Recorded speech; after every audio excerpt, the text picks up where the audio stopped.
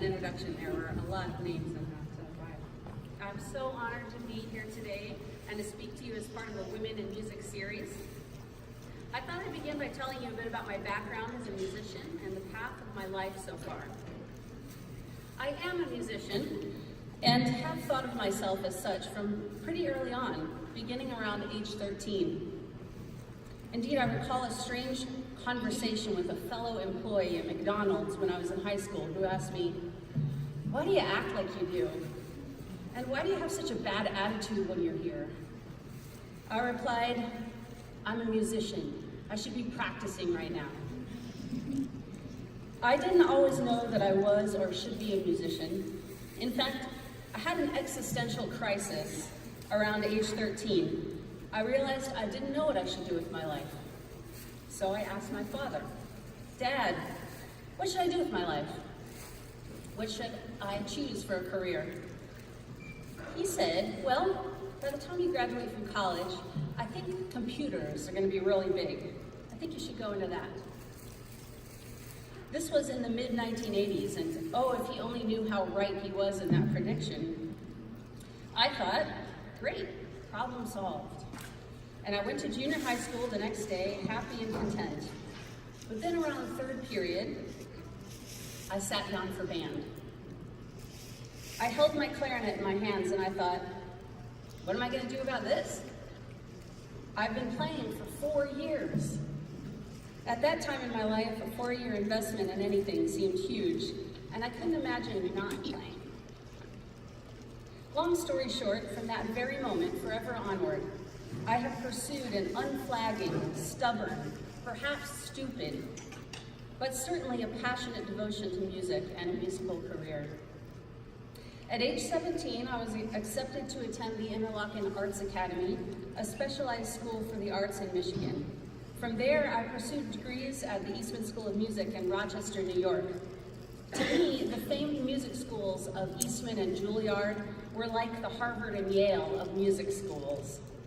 And I was extremely excited for my future.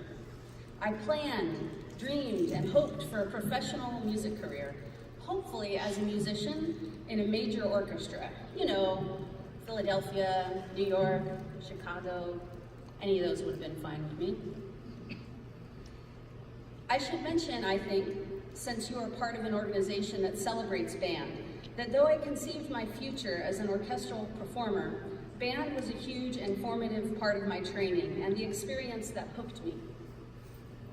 The initial competition of chair placements drove me. Aiming for a 1 in solo and ensemble day and having that shared social experience where I made deep and lasting friendships were all crucial. I still remember my high school band's big competition performance where our lead alto saxophonist, a really nice blonde girl named Keandra, I recall, actually wept during the entire performance because she was so moved. Not one person made fun of that. It was like we all knew she was right, and we knew how great we had played that day, and we knew we too would never forget that moment. Band was so big in my life that one time, arriving in early morning for a rehearsal, I burst into the band room and yelled, "Hi honey, I'm home." I fell on the floor laughing, since I cracked myself up with my own joke. I don't think anyone else actually heard it though, which is probably a really good thing. Back to Eastman though, if you've heard of the Eastman School of Music, where I attended college, you may have also heard of the famed Eastman Wind Ensemble.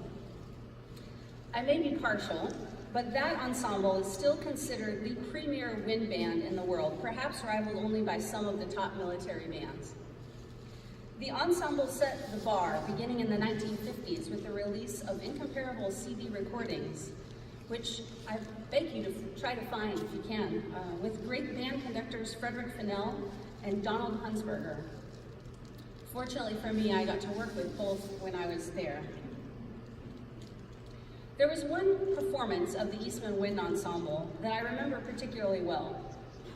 It was my freshman year of college and one of my first performances with the famed group. We performed in Eastman Theater, a grand hall which could hold at least 2,000 people, and had its origin in the days of live accompaniment of silent films.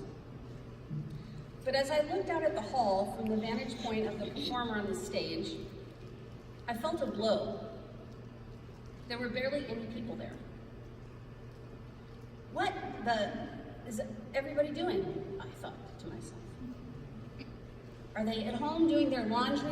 What do they prefer doing rather than hearing this great ensemble perform?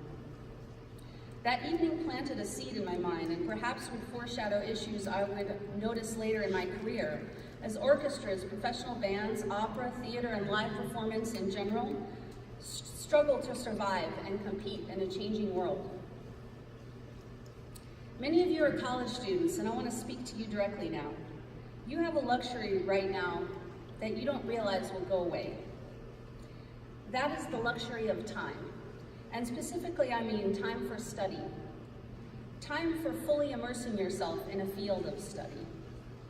In my case, that meant primarily practicing. I majored in musical performance, and the expectation of my teachers and peers was 3 to 4 hours of committed practice on your instrument per day. I had a pianist friend who would take naps underneath the grand piano where he practiced between his practice sessions so he could get more hours in. What I can say is that before I entered the life of a job of an essentially 9 to 5, 5 days a week, plus some commitment, and in addition, before becoming a parent, it never occurred to me that I would not have the luxury of time. All my youth, clear through college, I loved, I thrived. I spent uninterrupted hours digging deep into books, studying in a library, or hunkering down in a practice room. I would even include those long bike rides or walks I once enjoyed, where my mind was able to wander and I could drift dreamily while making connections about all the things I was learning. Those long hours are where we learn our profession and our craft, whatever that may be for you. But though I know I risk sounding like the preachy old grandparent, I have to warn you, that luxury of time goes away. Maybe for me, it will come back in my retirement, but by then it's too late, isn't it? You most likely will never have the time to really master a thing, to study as you do now. At issue, though, is that technology and the way we live our lives is changing. We all know this is happening. Just think down to that cell phone that you inevitably have on your person right now. We spend our time differently now. We try to do things quickly. We have short attention spans. We only read headlines and not full articles. And does anyone ever go into an actual library anymore? You know what I mean. True learning and study still take time. Reading a book is still one of the most effective ways we humans learn. And being a musician, I may say, still takes daily, continued commitment. Continuing to speak specifically to those of you who are currently in college, I also want to address college debt. Hindsight is 20/20, as they say, and this is an area where I can certainly say I would have approached things differently if I had any idea then how debt would affect my life now. So since there may still be some hope for you, I thought I'd pass along, well, what not to do.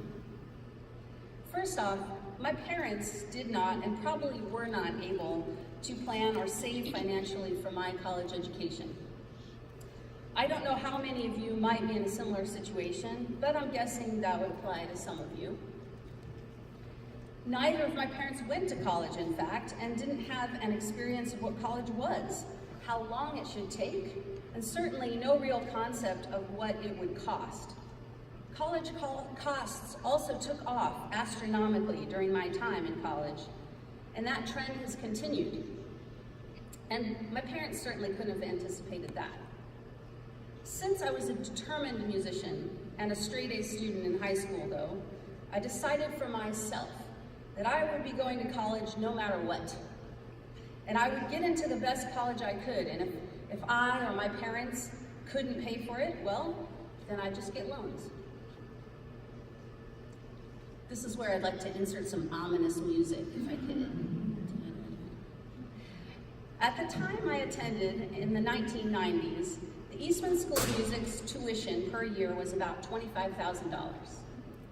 Multiply that by 4, the typical time it takes to earn a bachelor's degree, and you're up to $100,000. Incidentally, the current tuition at Eastman has since more than doubled and is $53,000 a year.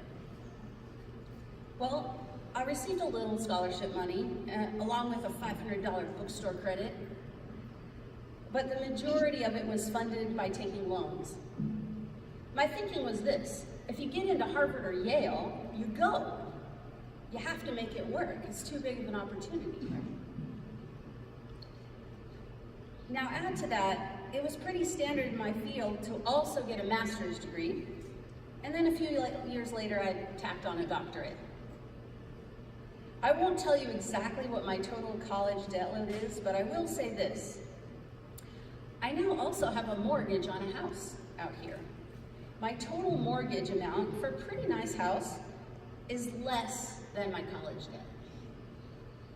Another way to put it, my total college debt could easily rival a brain surgeon's, or someone with an advanced medical degree, say. Here's the problem with that. I'm not a brain surgeon. I'm a musician. The argument for medical students is that once you graduate, you're going to make so much money that you could easily pay off those loans. So the ratio of risk to reward is worth it. But what about for a musician? I think when I was young, I'm not in this for the money. I can't live without clarinet and music. I thought I was following the well-worn footsteps of other great musicians who had sacrificed for their art. The thing I didn't really take into account was that my life wouldn't always be just about me. One day, which I guess I couldn't imagine back then, I would have a husband and 2 little kids. And they all need a place to live, and they like to eat. We have book fairs and soccer practice and piano lessons and travel. It's one thing if I don't have money, but when you have to look down at a little child and tell them, no, they can't have this or that, it's heart-wrenching. You hear many stories in the news these days about the crisis of student debt. I know they're talking about me. I'm their poster child. I grew up in exactly the wrong time, in between parents who didn't have college experience and therefore couldn't offer guidance, and skyrocketing college costs. I don't want to bore you to tears with this, but let me sum up by putting this into a little more perspective. All these years, I have paid what I could toward these loans. This will be the 20th year of repaying loans. But the payments I've been able to make have only ever paid the interest portion, and not the principal of these loans, which means at the end of the year, they capitalize any unpaid interest and they add it to the principal, which means that after paying on these loans for 20 years, I now actually owe more than when I started. Here's another way to put this in perspective. I took out a large amount of life insurance now that I have 2 little children, because I worry that if anything were to happen to me, they'd need a way to be supported. But I recently learned, upon my death, nearly all of that money would have to go toward repaying my student loans, and only a little would be left over to help my family. I guess the upside of that is that my husband has very little incentive to get rid of me, if you know what I mean, and collect the insurance money. Joking aside, viewed from this big picture, it suddenly feels very selfish of me that I doggedly pursued my dream. And what does all this mean for you? If you are college age, I urge you, even and especially if you don't have assistance or guidance from parents, siblings, or other mentors, weigh these loan choices carefully. Ask those financial aid officers to lay out clearly what will be the total expected debt amount, and to indicate what would a likely monthly repayment be. Also, don't rely wholly on their advice about whether you should take the loan or not. Their job is to get you to go to the school that they're working for. Of course they're going to say it's worth it. It's not to say they aren't trying to be helpful or they aren't honest, but rather that you need to know that there is a somewhat of a conflict of interest there. Only you can decide if taking on that debt will be worth it in the long run. You may have no real idea of what you will earn after you graduate. My options, as I imagine them, range somewhere from playing on a street corner for change to making it big and being famous. But having a hard figure in front of you can certainly help you to visualize what the future would be like. The last thing I did before leaving the Eastman School of Music was to have an exit interview with the financial aid officer. That meeting was when I first truly saw the bottom line, and a little taken aback by that final number, I said, "Is this going to be worth it?" The financial aid officer said, "Eastman is a name that opens doors. It's going to be worth every penny." I've wondered about this in the years since that conversation. Did going to one of the world's best music conservatories open doors for me that a lesser known or less expensive school wouldn't have? I don't have the answer to that question. Maybe I wouldn't be standing before you today if I hadn't studied there. I'm certain I did get some interviews based partly on that excellent credential, but having been a college music teacher now for about a decade, I also see that a determined student is a determined student, and paired with dedicated and caring mentors, will likely blossom in many environments.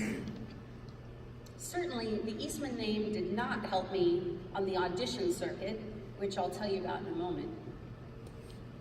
And if you are beyond college age, you know as I do now that having heavy debt affects your life and life choices in a myriad of subtle ways.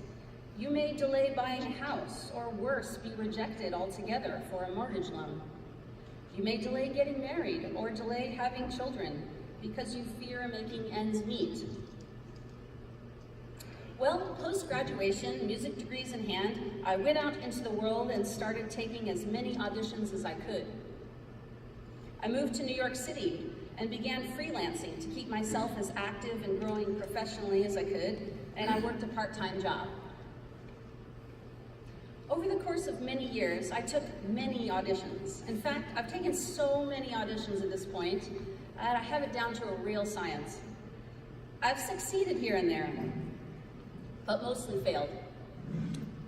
Auditioning is a type of interview, and some of you are about to embark on job searches, or may even soon be in the position of hiring other people.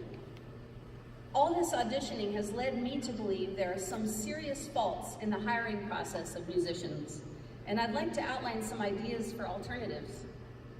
Before I do so, though, let me describe a typical professional orchestra clarinet audition for you. First, you will spend, at minimum, 2 to 3 hours a day for 2 months, perhaps more, preparing the assigned excerpts. Excerpts are short musical sections, anywhere from, say, 30 seconds to about a minute long, taken from a larger, usually standard piece of orchestra music. There are usually 3 rounds. In the first round, almost every orchestra will ask for the same music. Always the Mozart Concerto, always the Mendelssohn Scherzo, always Brahms 3, always Beethoven 6. Many places I've auditioned have had at least 150 people auditioning for one spot. Out of the 150 or so, they choose 4 to 6 people to go on to the second round. Just so you can visualize, that means that 96% of those who just auditioned were turned away after 5 minutes. The third round is to decide between a final 2 to 3 people. You are behind a screen, they don't see you, and you don't speak to them. In most auditions, your fate, whether you are granted employment or not, will be determined by 5 minutes of playing. If you're lucky and you get through all 3 rounds, you may play 20 minutes. Already this sounds a bit different than a typical job interview, right? I've interviewed for college teaching positions where the interview lasted a full 2 days. They really want to get to know you. They question you endlessly. They eat meals with you. Someone drives you to and from the airport. They ask you to demonstrate in a variety of situations. In orchestral auditions, however, the very short window in which to prove you are worthy leads to a don't make any mistakes mentality. Consider, though, if you're a judge on the committee, how else are you going to whittle down the applicants from 150 to 1? They're likely to be pretty jumpy. They played a wrong note. Eliminate them. I know not many of you are aiming to be professional orchestral musicians as I did, but I'd like to first name some changes I personally make to that audition process I just described, and then also discuss hiring practices in general and ways we can all think about judging and being judged in our professional lives.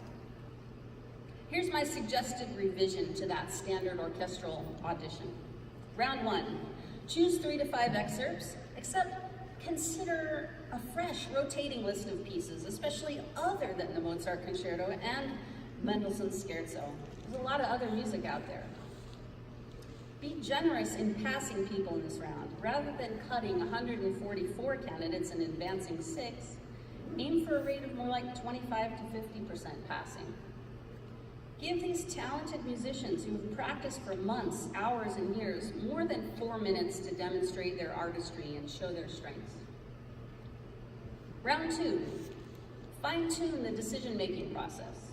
Make more substantial cuts when errors in rhythm, significant technical difficulty, intonation, or interpretation are present. Aim to advance 3 to 4 candidates to the next round, and if I may say sarcastically, this may be the most radical of my suggestions, that round be a verbal interview. Round 3, a verbal interview. An orchestra is no different than many other job environments. Many people have to work together to award the achievement of a common goal. Those people not only have to be competent, but also get along with each other and have drive and integrity. A verbal interview is a chance to find out about the person behind the musician. Do they really want this job? Are they a good colleague? Would they be a good fit? In my case, a particular orchestra I auditioned for might have asked me, why have you driven 3 hours each way for each rehearsal and concert for 8 years to play in this orchestra? Would they have been impressed at all to hear my honest answer? Because I love playing in this orchestra more than anything in the world. Here's some potential general interview questions I would suggest. Would you be able to move here or live nearby? Would you be able to perform most services, or do you anticipate conflicts? Do you have any ideas for community outreach? If you were called upon to serve the orchestra in any kind of administrative capacity, what roles could you take on? How do you build good collegial relationships in an orchestra? Next, I would suggest having a significant break between rounds, the round 3 interview and the final round 4. This process can last all day and people tend to get exhausted. Resume the next day if possible for the final part. This gives candidates a fighting chance to do the best they can do. Round 4. And my suggestion here is also a departure from standard practice. The final round, I would suggest, consists solely of duet or ensemble playing. First, aim for 2 to 3 finalists. This round should be the longest, with an existing member of the orchestra performing duets with the candidate for 20 to 30 minutes. This will be observed by all the judges without a screen, so body language and musicianship can be observed. Once the best candidate is determined, make a clear offer of the position that day.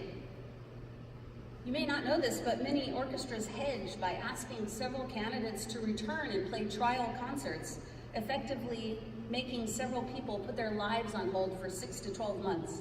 This is not really kind or fair. So there you have my recommended new and improved orchestra or band audition. At the end of this talk, we will have some time for questions and comments, and I'm interested to hear any feedback you may have on that. So remember that near-empty hall I played to with the Eastman Wind Ensemble? It's happening around the country with orchestras in particular. Our audience is going away. Orchestras are seriously struggling. There have been ripples even in the big 5 orchestras I mentioned, places like New York and Chicago, who thought because of their fame and stature and long histories that they would be immune. But consider recent strikes in both Cleveland and, as we speak, in Chicago, pay cuts for the famed St. Paul Chamber Orchestra, and near bankruptcy a few years back for Philadelphia. In the Lawton Philharmonic, one place I perform about an hour and a half from here, I see concert after concert where no serious attempt is being made to change existing formats. It's like the orchestra has given up, resigned itself to playing the same repertoire to the same aging audience until they all die out and stop coming, and the orchestra dies with them. I'm not going to stand before you and argue that we try to save orchestras. Like any industry faced with changes, and changes in technology in particular, or adapt or die is the mantra most must follow. I hope the new generation of young, energetic musicians today will rise to this challenge and come up with new ways to promote live instrumental and vocal music. It's too beautiful, too valuable, and too important to our human spirit to let it slip away too easily. I stand before you now as a college music professor. When I was growing up, I heard the expression, whispered perhaps, behind closed doors, those that can do, those who can't teach. I thought about that. I worried about that. But though you may have pegged me as a Debbie Downer from some of the content of this speech, I'm here to tell you that I don't believe in that. I don't feel that way at all. I've always wanted to be and envisioned myself as both a performer and a teacher. In fact, all my most influential teachers were both. They all taught me after having played concerts or performed on tour, and arrived to my lessons invigorated, excited, and eager to pass on what they'd learned and experienced.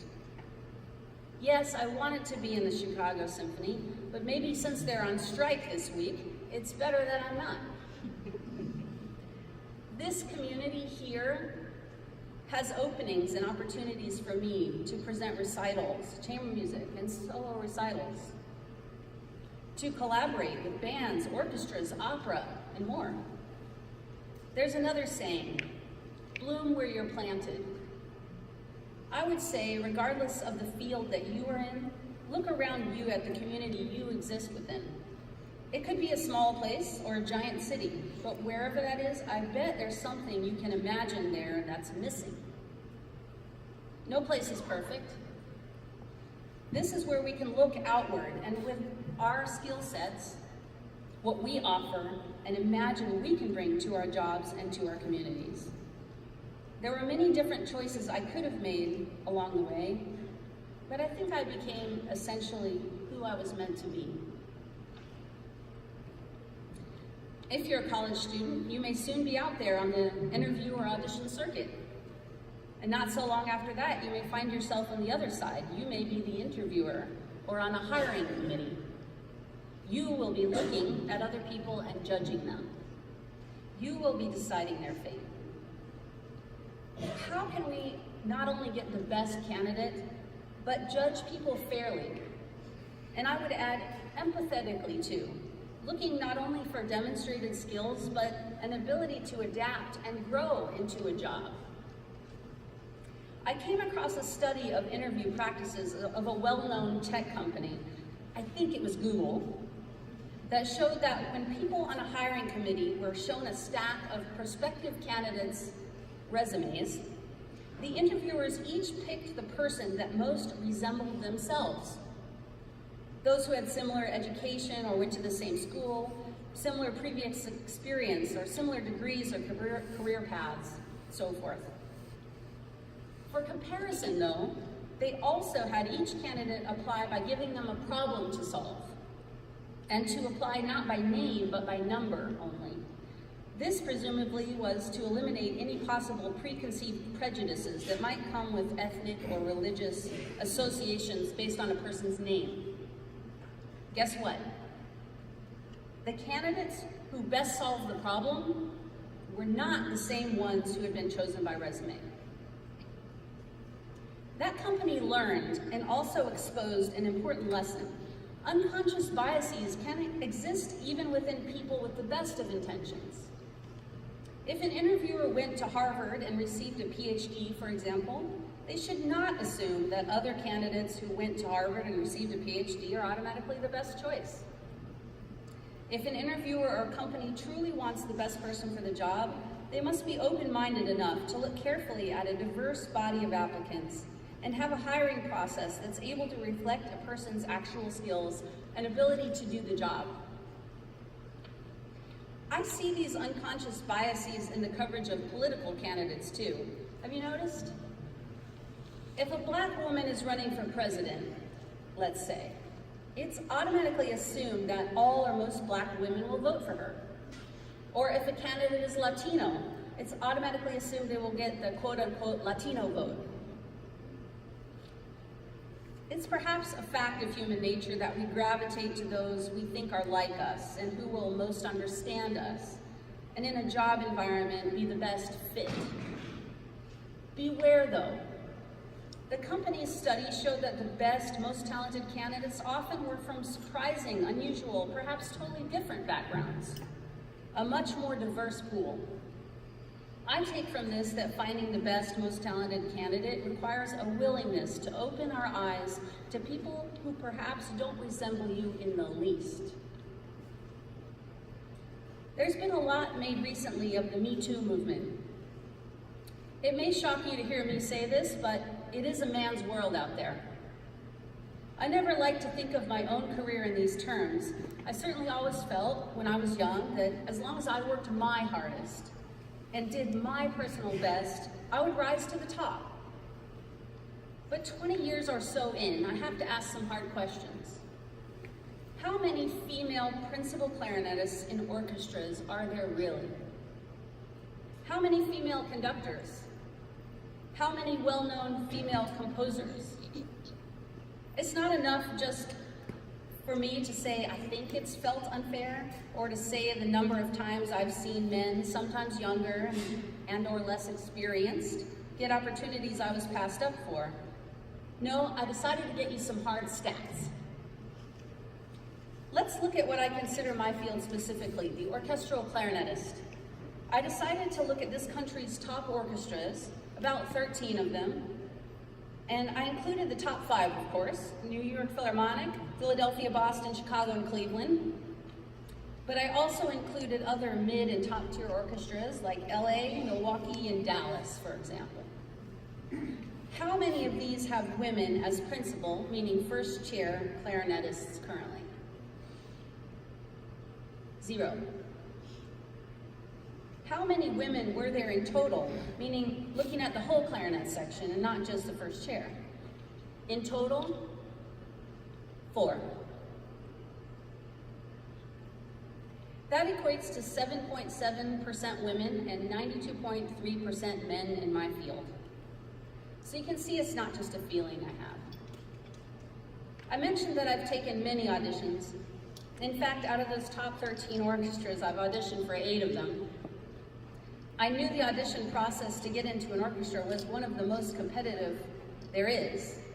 Some say it's statistically more difficult than getting into the NBA or the NFL. But I never really understood that I was also going up against that very uneven playing field as well. As women, how do we go forward? How can we persist and create positive change? I suggest we band together. It is so important to create opportunities for ourselves.